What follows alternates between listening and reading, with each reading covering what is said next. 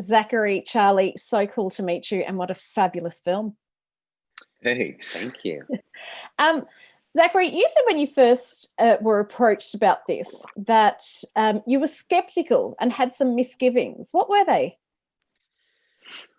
Well, I feel like I was under the influence of this kind of stigma that's been attached to this piece for a while, and I'll be honest, I was under that influence from a place of real ignorance because I had never seen the play, I'd never seen the movie. I just had this kind of impression of it as this dusty old, like that old thing, right? I had no idea how vital it was or how resonant it would be for audiences in the contemporary social landscape. And so I look back on those misgivings with just a lot of perspective now, and it taught me a lot about maybe not rushing to judgment so quickly, because I'm so grateful that I had the experience of being able to immerse myself in this world and in this character and share this experience with, my brothers in arms, and now to be able to share it with the world is really exciting.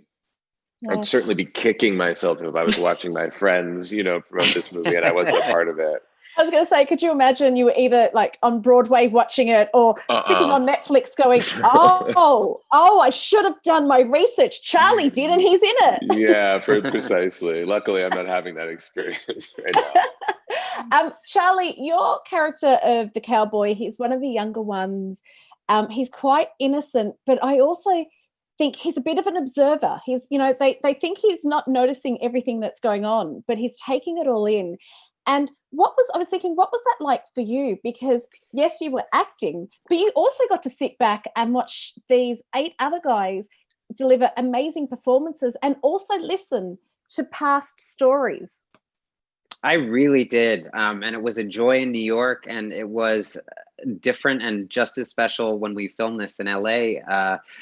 When the camera's not on you, you want to be there. You want to be available to the person you're working with. But sometimes you're kind of in the way of the equipment. So yet again, I got to go to Video Village and see these performances close up, and just take so much pride in what my castmates were doing.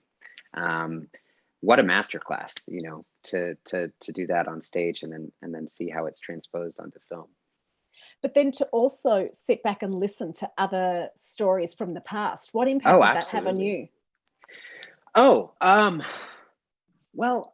I mean, what's incredible is just how immediate some of these stories still feel. And even I remember when we would leave the theater every night in New York, how people would come up and start sharing, and I would feel very compelled to share my own stories too. There's this sort of, I don't know what this play does, but it makes you want to be a part of the band. It makes you want to kind of get into what you've struggled with, and that's really beautiful. So hearing these stories in the play, it's almost not important to separate what's fictitious or what's fact. They are just as real in some ways, as anything else I would have heard. It's funny because I've been saying this a lot during this junket, that I was heartbroken watching this film, but I was also highly entertained. But one of the lines and there were a lot that stuck with me, but Hank delivers this line, and he says, I always labeled it something else or denied it completely. There came a time where I couldn't lie to myself anymore. And it really upset me, because as a heterosexual woman, I've never had to hide bits of my sexuality. I could be my true self. Zach, what was it like for you when you first came into this industry? Did you feel like you had to hide a part of who you are?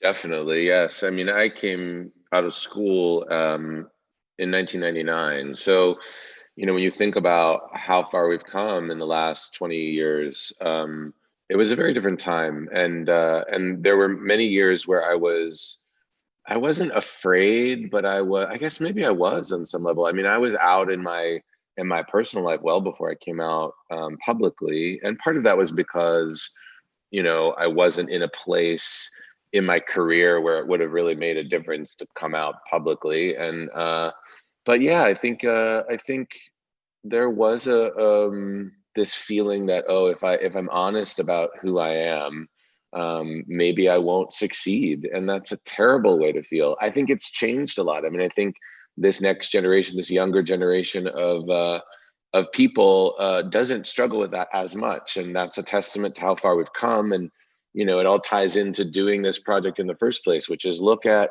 how much progress we've made in the last 50 years.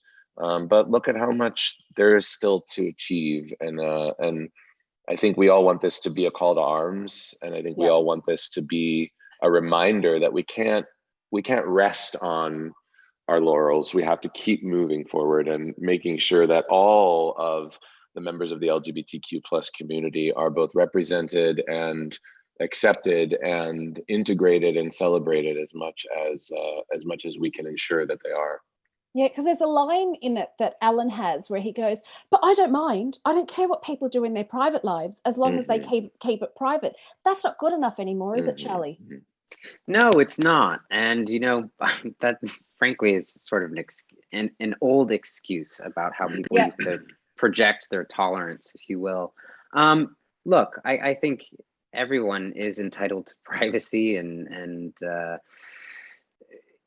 that's not what that statement is about. That statement is about a sort of an unwillingness to be confronted with how other people are and how they live their lives. And I think when you choose to kind of turn a blind eye to other people's circumstances or backgrounds, the community suffers for it. You know? Yeah. Well, I just can't wait until, you know, we can have, okay, we're discussing it now because we're talking about the boys in the band, right?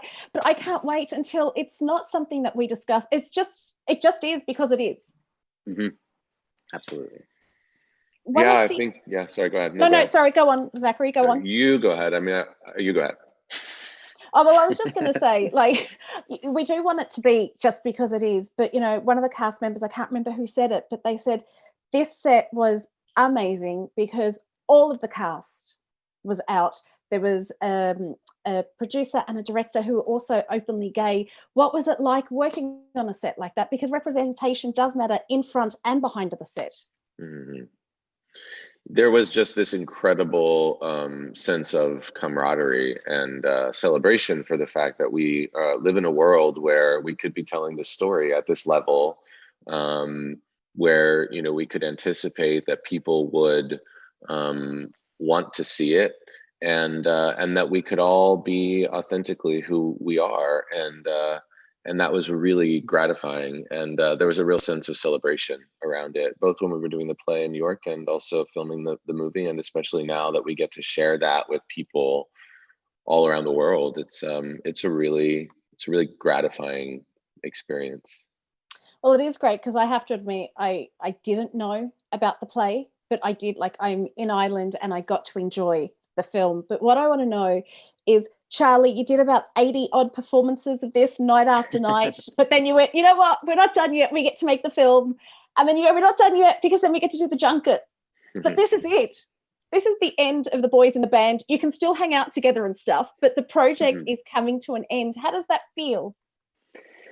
I mean, it's been an incredible three years. I don't think it will really come to an end. I've made lasting, rich friendships out of this process. I think that the group text even we're on will continue to exist, however often it's used, until the end of time.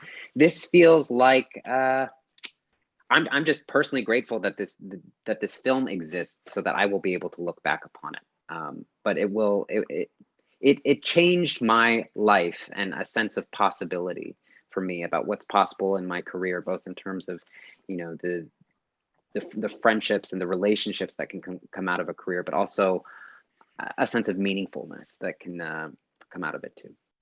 Well, what I'm hoping comes out of this as well is once you're in the Ryan Murphy world, you get to do more. So here's to more collaborations, and here's to you guys being in more Ryan Murphy stuff, because whatever he touches turns to gold.